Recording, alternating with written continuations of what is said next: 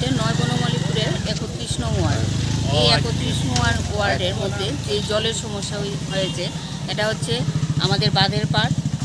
এটাতে এখানে 3টা বুথ পড়ে আমাদের, আর আরেকটা আছে প্রফেসর পাড়া, আদর্শ কলোনি। সব জায়গাতেই এবার প্রচণ্ড জল। তাই আমরা সবাই বাড়ি বাড়ি গিয়ে সবাইকে বলছি যে আমাদের এখানে 2টো শিবির করা হয়েছে, সবাই যেন সেই শিবিরে চলে যায়। আমাদের এখানে সুব্যবস্থা আছে। আমরা বাড়ি বাড়ি ঘুরে দেখছি যে কোনো বাড়িতে কোনো বয়স্ক লোক বা ছোট ছোট বাচ্চা যাতে কোনো বিপদে না থাকে, তার জন্য আমরা সবাই ওয়ার্ড থেকে এবং আমার সঙ্গে আমার ওয়ার্ডের সমস্ত ছেলেরা বেরিয়েছে। আমরা সবাইকেই সতর্কবাণী জারি করছি যে আপনারা সবাই মিলে শিবিরে চলে যান। এটাই ওদের কাছে আমাদের অনুরোধ। কী কী ব্যবস্থা রয়েছে বাড়িঘরে খাবার পৌঁছে যাওয়ার জন্য আর শিবিরে? হ্যাঁ, আমাদের শিবিরেও টিফিনের ব্যবস্থা আছে, দুপুরে খাওয়ার ব্যবস্থা আছে, তারপরে রাত্রে যদি ওরা থাকে রাত্রেও খাওয়ার ব্যবস্থা থাকবে। কোন কোন জায়গাতে শিবির খোলা হয়েছে? আমাদের এখানে 2টো শিবির হয়েছে। একটা হয়েছে রামঠাকুর